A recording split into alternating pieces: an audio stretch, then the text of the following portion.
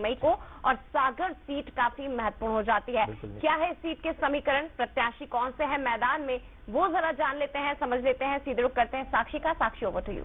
बिल्कुल जया, अगर सागर की हम बात करते हैं तो बुंदेलखंड अंचल की प्रमुख सीट है, महत्वपूर्ण है। इसी से अंदाजा लगाया जा सकता है बीजेपी ने जिस तरह से यहाँ पर प्रचार किया। ये देखिए, सबसे पहले सागर के समीकरण, लता वानखेड़े यहाँ पर उम्मीदवार हैं बीजेपी की ओर से। उनके सामने कांग्रेस ने गुड्डू राजा बुंदेला को मैदान में उतारा है। दोनों ही पार्टियों ने यहाँ पर नया प्रयोग किया है, क्योंकि पहले राज बहादुर और प्रभु सिंह मैदान में हुआ करते थे। हालांकि इस बार ये नया प्रयोग हुआ। सागर लोकसभा सीट का समीकरण देखेंगे तो ओबीसी वर्ग निर्णायक भूमिका में होते हैं, और लता वानखेड़े की अगर हम बात करते हैं तो कुर्मी समुदाय से आती हैं, महिला आयोग की पूर्व अध्यक्ष रही हैं, और ठाकुर साथ ही जैन समुदाय का अच्छा खासा प्रभाव भी इस सीट पर, बुंदेलखंड सीट पर देखा जाता है। यही बात है कि दोनों ही पार्टियों ने इस बार नया प्रयोग किया। ज्यादातर लोग पलायन करने को मजबूर है, एक बड़ा मुद्दा है ये। बुंदेलखंड अंचल और सागर की सीट को लेकर अगर हम बात करते हैं तो पलायन सबसे बड़ा मुद्दा है। यहाँ पर बेरोजगारी आज भी है, इसीलिए दूसरे शहरों का रुख करते हैं लोग। इस सीट में पढ़े लिखे नौजवानों की संख्या सबसे ज्यादा है, और इस बार हो सकता है कि समीकरण कुछ बदलते हुए भी नजर आए। और इसके साथ यहाँ की अगर बात करें तो शहर का ढांचा बदला, लेकिन रोजगार के साधन आज भी यहाँ पर नहीं है, और यही वजह है कि बेरोजगारी से परेशान होते हुए लोग दूसरे शहरों का रुख करते हैं। सागर में कुल विधानसभा सीटों की अगर बात करते हैं तो 8 सीटें हैं, 7 बीजेपी के पक्ष में है, कांग्रेस के पास मात्र 1 है, अन्य का खाता नहीं खुला है। और इस बार बीजेपी ने एड़ी चोटी का जोर लगाया है। प्रधानमंत्री नरेंद्र मोदी खुद सागर पहुंचे थे, उन्होंने कांग्रेस पर जमकर हमला किया था। तो सागर बुंदेलखंड की अहम सीट हो जाती है, लेकिन बुंदेलखंड के मुद्दे भी अहम हो जाते हैं। ये तो आने वाला वक्त बताएगा, 4 जून बताएगा कि इस बार सागर का मूड क्या था। तो ड्रोन से हमने बताया है जया, सागर सीट जो कि बुंदेलखंड की एक महत्वपूर्ण सीट है। बिल्कुल, बुंदेलखंड की महत्वपूर्ण सीट तो है ही, साथ ही ये बीजेपी का गढ़ भी रही है बहुत लंबे समय से। और जैसे कि साक्षी आपने ही खुद बताया, 7 सीटें विधानसभा में बीजेपी के पास है, केवल 1 सीट कांग्रेस के पास। और पिछले अगर लोकसभा चुनाव की बात करें, भूपेंद्र सिंह, लक्ष्मी नारायण यादव, राज बहादुर सिंह जो कि मौजूदा सांसद भी हैं, तो लगातार एक लंबी फहरिस्त रही है जिसमें बीजेपी का एक बहुत बड़ा जो है यहाँ पर निर्णय देखा गया। हालांकि ओबीसी यहाँ पर निर्णायक रहेंगे जिस तरह की बात कही जा रही है, और क्या कुछ समीकरण धरती पर दिखाई दे रही है, जानना बेहद जरूरी है। और मनीष तिवारी हमारे साथ जुड़ गए हैं सागर से। मनीष, आप जगह जगह गए, लोगों से संवाद किया, बातचीत की, क्या कुछ दिखाई दे रहा है? ललित, जैसा कि हमने अभी चर्चा की कि दोनों प्रत्याशी हैं, दोनों पढ़े लिखे प्रत्याशी हैं, मुद्दे जो हैं वो भी हमने सामने रखे। लेकिन वर्तमान में जो स्थिति है, जहां एक तरफ बीजेपी है, बीजेपी के पास संगठन है, उनके जो प्रदेश के मुखिया है, प्रधानमंत्री, उन्होंने खुद दौरा किया, मुख्यमंत्री कई दौरे कर चुके हैं। वहीं कांग्रेस की बात करें तो कांग्रेस में इस तरह के स्टार प्रचारक है और कई बड़े सभा नहीं नजर आए।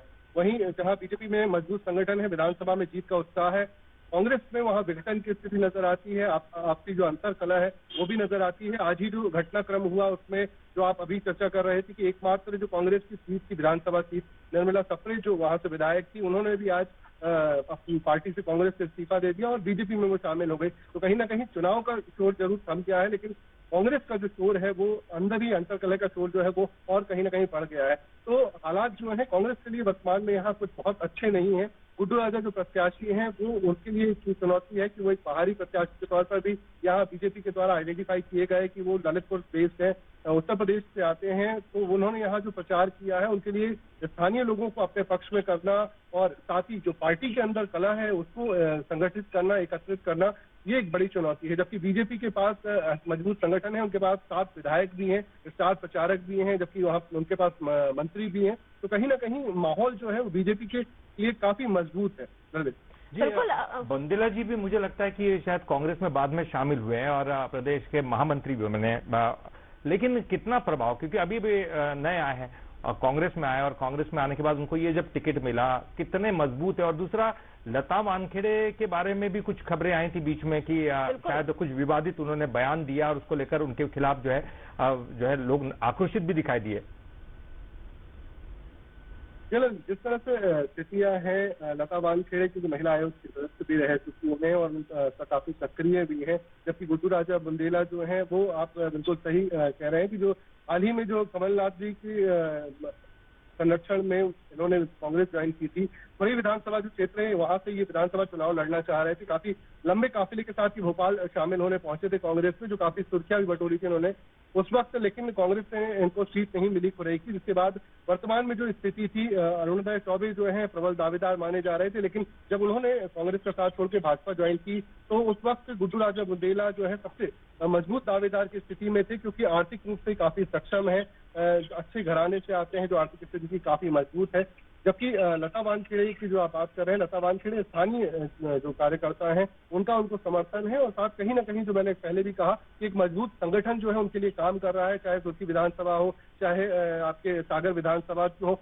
हाल ही में जो अमित शाह ने एक चुनौती अपने कार्यकर्ताओं या अपने जो पदाधिकारी हैं अपने विधायकों को दी कि वोटिंग परसेंटेज कम नहीं होना चाहिए और बूथ पर वोटिंग बढ़ाना है, तो ये एक कहीं ना कहीं उसको सीरियसली लेकर इसका प्रभाव भी बीजेपी में देखने मिल रहा है, और सभी जो विधानसभा क्षेत्र है वहाँ विधायक मंत्री सभी पुरजोर कोशिश कर रहे हैं कि उनके पक्ष में माहौल बनाया जा सके। जबकि गुड्डू राजा बुंदेला की हम बात करें तो वो हेलीकॉप्टर से प्रचार कर रहे हैं। उनका कहना ये था कि समय कम है, क्षेत्र बड़ा है, तो इसलिए हेलीकॉप्टर से प्रचार करें। बिल्कुल, और मनीष महत्वपूर्ण ये भी देखना होगा कि स्थानीय मुद्दे कितने हावी हैं यहाँ पर, क्योंकि एक तरफ लता वानखेड़े जो पहला चुनाव लड़ रही हैं, दूसरी तरफ जो प्रत्याशी कांग्रेस से बनाए गए हैं गुड्डू राजा बुंदेला, वो 2023 में हाल ही में कांग्रेस में शामिल हुए हैं और अब लोकसभा के प्रत्याशी बना दिए गए।